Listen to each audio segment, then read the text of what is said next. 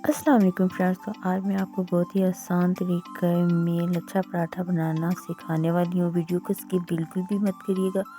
Video अच्छी लगे तो मेरे चैनल को लाइक एंड सब्सक्राइब कर दीजिएगा। बहुत ही आसान तरीके। तो चलिए चलते हैं अपनी वीडियो की जानिब। यहाँ पे सिंपल वे में आपने क्या करना है, जैसे आप डेली रूटीन में अपना रोटी बनाते हैं, इसी तरह आपने एक बॉल बना के और इसको बेल लेना अच्छी तरह से। जब इससे अच्छी तरह से बेल लें, इस तरह छोटा सा इसको बेल लेना है। बेलने के बाद क्या करना है, उसके ऊपर आपने ऑयल जो है थोड़ा सा ऐड करके इसको अच्छी तरह से ग्रीसी कर लें और इसके ऊपर थोड़ा सा आटा जो है आप सूखा आटा वो डाल लें, क्योंकि मैं स्किप कर चुकी थी। आपने इस चीज़ को बिल्कुल स्किप नहीं करना। तो इस तरह करने के बाद आपने इसकी लेयर्स बना लेनी है। बहुत ही सिंपल सी लेयर्स बनेंगी, लाइक जैसे मैं ये बना रही हूँ इसी तरह आपने ये लेयर्स बनानी है। इस चीज़ को आपने स्किप बिल्कुल भी नहीं करना कि सूखा आटा आपने ज़रूर डालना है, जो कि मैं स्किप कर चुकी थी।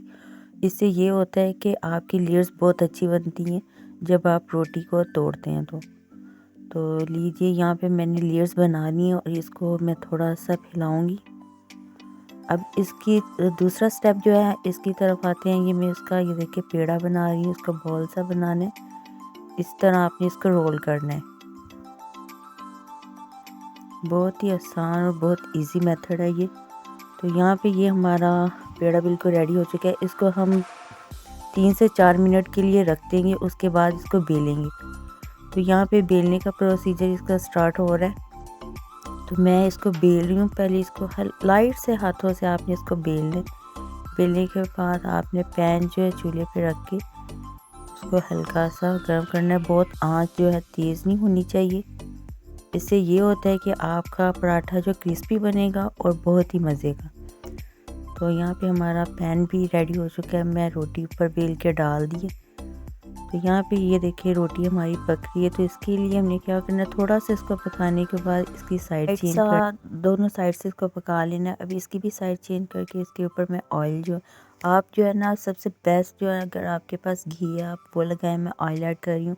घी से ये होता है कि इसकी लुक बहुत अच्छी आती है। तो ये देखिए घी लगाने के बाद हल्के हाथों से मैंने इसको जो दबा के इसको बना लिया। इससे ये होता है ये क्रिस्पी सा इसका टेस्ट आता है।